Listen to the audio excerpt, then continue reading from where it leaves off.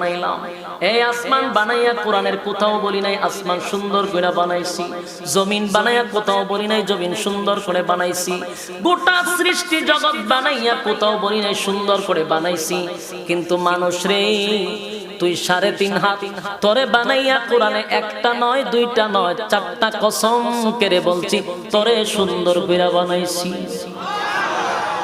একটা দুইটা না 4টা কসম করে আল্লাহ বলছে মানুষ তোরে সুন্দর করে আমি আল্লাহ বানাইছি।